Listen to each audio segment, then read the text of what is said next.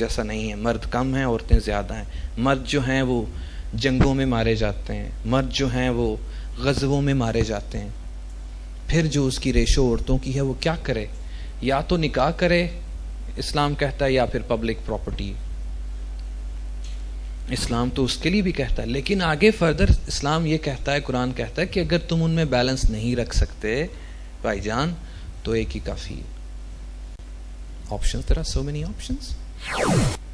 Now I will be talking about justice at home, and on the top you can see the laws. Allah Almighty का law मैंने लिखा है, man का वही law जो पीछे डिस्कस की।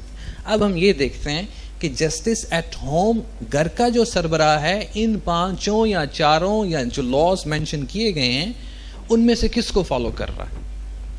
सबसे पहले grandfather, then we have grandmother in our home, then we have father. Usually मेरी जो डिस्कशन है वो घर से ही शुरू होती है, बंदा ही करवांदा ना जनाब। Mother, then we have son, daughter, servants and relatives. ये सारे तकरीबन घर में पाए जाते हैं। और अगर हम आउटलाइंस की बात करें तो आउटलाइंस में हाईलाइटेड है जस्टिस एट होम।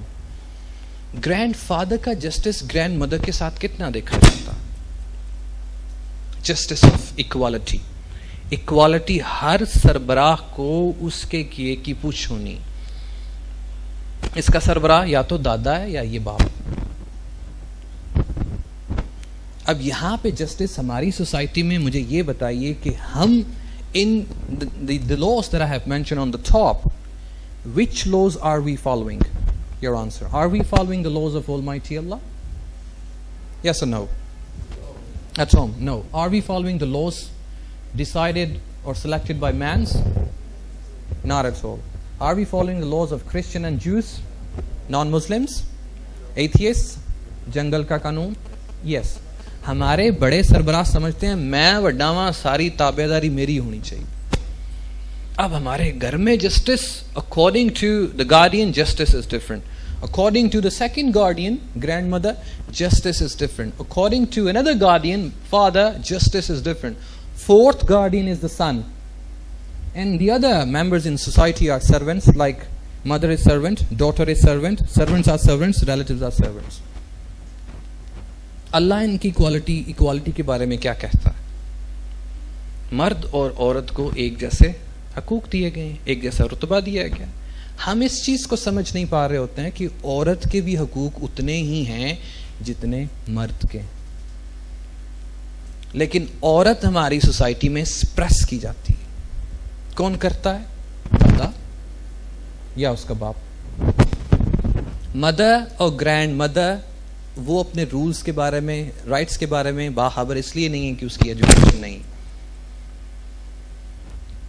उनकी विरासत में इक्वालिटी नहीं है। लेकिन हम कहते हैं कि औरत पैदा हो गई, बच्ची पैदा हो गई, उसका जहेज बनाना पड़ेगा, वो करना पड़ेगा। औरत जब बच्ची घर में आती है तो कहते हैं कि रहमत है, और रहमत से बढ़ के क्या नाम हो सकता? बेटा जब घर में पैदा होता है तो पूरी फैमिली में ऐसे उजाला होता है जैसे बत्ती आ गई। लेकिन सुनने में आया कि बेटा जब पैदा हो तो घर की बुनियादें कांपती हैं। और फिर जब बेटी पैदा होती है वो तो आप पी जवान होती बेचारी, टुकरां ते पल दी। ईद वाले दिन बच्चे को ले जाते हैं, बच्ची बेचारी बस। क्या ये जस्टिस है? ये जो बीवी जो ब्याह के लाके आए होंगे ने, उसको जस्टिस क्या प्रोवाइड करते हैं? She is controlled by grandmother, supervised by वडेबू। ठीक है, ये मेन दो अंपायर्स हैं और ये थर्ड अंपायर, और ये पब्लिक। अबू जी है कर दे सच पे, अबू जी है कर दे सच, अबू जी है मेरी गल नहीं जी मानती, अबू जी है मुंडा जनाब कोई गल। No equality. और ये जो सन है ये अपनी अथॉरिटी शो करता है। Son is groomed as a king at home. इसको शहजादे की तरह पाला जाता है। और बच्चियों को एक और हो गई है, फोन ही नहीं कर दे। फोन नहीं आया तो उसका मतलब है कुड़ी होएगी। ठीक है, ये इक्वालिटी